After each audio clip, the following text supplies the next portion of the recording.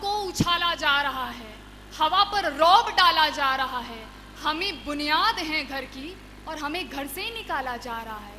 नमस्कार, सदन की गरिमा को प्रणाम करते हुए आज के विषय के पुरजोर पक्ष में अध्यक्ष महोदय, इस अनंत उदार आकाश के चिंता रहित ज्योतिर्मय प्रशस्त ललाट की तेजस्विता लिए हुए भारत देश में जो तंत्र चल रहा है वो है लोकतंत्र। और इस लोकतंत्र की सबसे बड़ी विशेषता यह होती है कि अगर इस पर जनता का दबाव है तब तो ये स्वर्ग का निर्माण करती है, और अगर इस पर जनता का दबाव नहीं है तो ये खुले हुए सांड की तरह होती है जो किसी को भी रौंद देती है। दुनिया के सबसे बड़े और बेहतरीन संविधानों की सूची में महत्वपूर्ण स्थान रखने वाला भारत का संविधान सभी को समानता और समाज में अपने धर्मों को अपनाने की पूरी आजादी देता है, लेकिन उसी समाज में बनने वाली व्यवस्थाओं और कानूनों में समय समय पर परिवर्तन होते रहना बहुत जरूरी होता है। अध्यक्ष महोदय, हम इतिहास से सबक सीखते हैं और आगे की ओर बढ़ते हैं। अतीत के पुराने सिक्के वर्तमान में नहीं चलाए जा सकते, लेकिन इतिहास की जड़ों का मजबूत होना बहुत जरूरी है जिससे कि वर्तमान कायम रह सके। अध्यक्ष महोदय, विपक्ष क्या सोचता है? विपक्ष कहता है कि एक हिंदू लॉ होता है, एक मुस्लिम पर्सनल लॉ होता है, एक क्रिश्चियन पर्सनल लॉ होता है, और समान नागरिक संहिता के आ जाने से धार्मिक अधिकारों का हनन हो जाएगा। अध्यक्ष महोदय, क्या आप ये नहीं मानते कि इतिहास और वर्तमान का रिश्ता परिवर्तन और निरंतरता का है? जब जब बहस छिड़ती है तब तब सवाल उठता है कि सभी धर्मों के ऊपर एक विशेष धर्म के कानून को लागू करना ही समान नागरिक संहिता का उद्देश्य है। लेकिन अध्यक्ष महोदय, हमें ये समझना पड़ेगा कि समान नागरिक संहिता का उद्देश्य सभी धर्मों के कानूनों में एक रूपता और समानता लाना है, क्योंकि ये अपने आप में एक निष्पक्ष कानून है और इसका धर्म से कोई ताल्लुक नहीं है। अगर बारीकी से अध्ययन करेंगे तो एक चीज पता चलती है कि समय के चक्र में अगर ना के बराबर कुछ बदला है तो वो है महिलाओं की स्थिति। बचपन से लेकर जवानी तक लड़की के साथ होने वाले हर एक मजाक में विवाह की गूंज मौजूद होती है। अगर आपकी बहू छत पर खड़ी है तो इसका सीधा सा मतलब है कि घर का मान सम्मान छत पर खड़ा है। अगर आपकी बेटी घर के बाहर किसी व्यक्ति से बात करती है तो सीधा सा मतलब है कि घर का मान सम्मान बाहर बात कर रहा है। लेकिन अध्यक्ष महोदय, जब वही स्त्री घर पर प्रताड़ित होती है तब आपको इस चलते फिरते मान सम्मान की फिक्र क्यों नहीं होती? जब यही चलता फिरता मान सम्मान बराबरी की बात करता है, जब यही चलता फिरता मान सम्मान न्यायालय की अदालतों के आगे आंचल फैलाए हुए न्याय की मांग करता है, तब आप न्याय देने की बजाय अपने पैर पीछे की ओर क्यों घसीटने लगते हैं?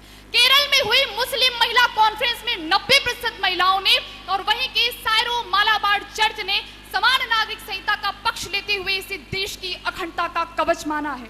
यहाँ पर डॉक्टर भीमराव अंबेडकर की 2 टिप्पणियों का जिक्र करना चाहूंगी। पहली कि डॉक्टर बाबा भीमराव अंबेडकर की राय थी कि भारत में जो संविधान लागू हुआ है वो लोकतांत्रिक संविधान अलोकतांत्रिक जनता के ऊपर लागू हुआ है, और दूसरी कि एक बार संविधान के लागू हो जाने के बाद अपनी किसी भी तरह की मांग को मनवाने के लिए संविधान के इतर किसी भी तरीके का प्रयोग करना अराजकता के व्याकरण का उद्घाटन है। अध्यक्ष महोदय, ये समान नागरिक संहिता की जरूरत ही नहीं पड़ती अगर धार्मिक संगठन ईमानदारी और निष्पक्षता के साथ तुरंत न्याय करते। लेकिन समान नागरिक संहिता की जरूरत तब महसूस होने लगती है जब 15-15, 20-20 सालों से पड़े हुए तलाक और पारिवारिक मामले न्यायालय की अदालतों का बोझ बढ़ा रहे होते हैं, जब शरिया कोर्ट में 2 महिला गवाह के बराबर 1 पुरुष गवाह होता है। और अध्यक्ष महोदय, अगर जायदाद की बात करूं तो पुरुष की तुलना में महिला को जायदाद का सिर्फ 6वां हिस्सा मिलता है।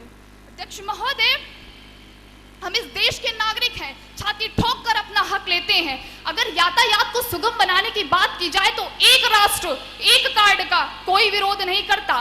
बढ़ते हुए आपराधिक मामलों को रोकने के लिए भारतीय दंड संहिता जब धर्म, जाति, संप्रदाय से ऊपर उठकर समान रूप से न्याय करती है तब किसी को कोई आपत्ति नहीं होती। लेकिन जब समान नागरिक संहिता और एक राष्ट्र एक कानून की बात आती है तब जाने क्यों विपक्ष का खून कलकलाने लगता है। अध्यक्ष महोदय, विपक्ष तर्कों वितर्कों के चाहे जितनी इच्छाधारी पेश कर दे, सवालों जवाबों का चाहे जितना अनुलोम विलोम कर ले, लेकिन सफर जब किसी मुकाम पर पहुंचता है तो कटघरे में शुरुआत का समय ही होता है। आज से 300 साल पहले तक ईसाई धर्म में तलाक की व्यवस्था नहीं थी, लेकिन आज है। बहुपत्नी प्रथा से एक पत्नी व्रत का सफर हिंदू समाज ने तय किया है। इसलिए अध्यक्ष महोदय, निष्कर्ष निकालते हुए यही कहना चाहूंगी कि परिवर्तन ही प्रकृति का नियम है। किसी भी धर्मनिरपेक्ष और प्रजातांत्रिक राज्य को समाजवादी समाजवादी समाज बनाने के लिए हमें पश्चिम के समाजवादी देशों से शिक्षा लेनी होगी और उनकी धार्मिक और राजनीतिक प्रणालियों को अपनाकर उन्हें भारतीय संदर्भों में लागू करना होगा। इस मामले में पश्चिम से सभ्यता लेने में, हमें पश्चिम से सीख लेने में हमें किसी भी मामले में हिचकिचाहट नहीं महसूस होनी चाहिए, जैसा कि भारत के संविधान के साथ है।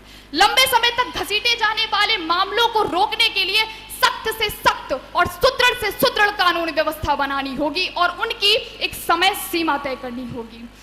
इस प्रकार हम देश को एक मजबूत कानून व्यवस्था दे पाएंगे और भारतीय दंड संहिता देश हित में 100% लाभकारी सिद्ध होगी। अंत में यही कहूंगी कि उठो चलो बढ़े चलो, राष्ट्र है पुकारता, भेदभाव बढ़ रहे हैं चाहिए समानता, राष्ट्र है पुकारता चाहिए समानता। धन्यवाद।